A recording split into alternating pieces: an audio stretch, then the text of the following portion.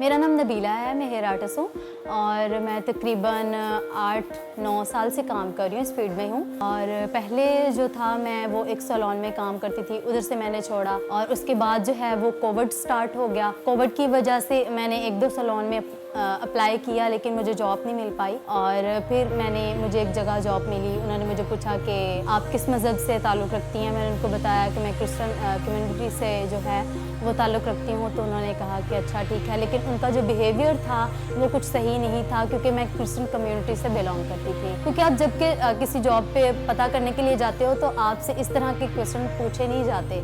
आपसे ये पूछा जाता है कि आप काम क्या करती हैं, कहाँ पे आपने जॉब की। तो मुझे भी थोड़ा ऑकवर्ड लगा कि मुझे तो कोविड की वजह से जॉब चाहिए थी, तो फिर मैंने वो जॉब कंटिन्यू की। लेकिन कुछ देर के बाद उन्होंने जो है मेरी सैलरी कम कर दी। उन्होंने बोल दिया कि मतलब कि कोविड है, हम आपको इतनी सैलरी नहीं दे सकते। जो क्रिश्चियन कम्युनिटी के साथ होता है वो अच्छा बिहेव नहीं किया जाता। फर्स्ट ऑफ ऑल ये होता है कि उनके सैलरी पैकेजेस अच्छे नहीं होते, जबकि मुस्लिम कम्युनिटी के जो लोग हमारे साथ होते हैं उनके पैकेजेस हमसे ज़्यादा होते हैं। क्यों? क्योंकि जब हमसे पूछा जाता है कि आप क्रिश्चियन कम्युनिटी से बिलोंग करती हैं तो इफेक्ट जो है फ़ौरन हमारी सैलरी पे आता है।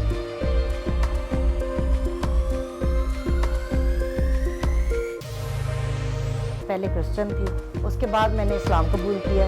लेकिन मैं इस्लाम कबूल करने के बाद मैंने ये बिल्कुल नहीं सोचा कि मैं क्रिश्चियन को प्रेफर करूँ और मुस्लिम्स को ना करूँ। मेरे लिए दोनों इक्वल हैं, इसलिए कि मैं इंसान हूँ। हिंदू क्या, सिख क्या, ईसाई क्या, छोड़ दें इस चीज़ को। अच्छे इंसान होने के नाते आप सबको एक जैसा लेके चलो। इस तरह का कोई बिहेवियर नहीं है कि हम क्रिश्चियन हैं तो इसको बुलाना नहीं है या इसके साथ खाना शेयर नहीं करना।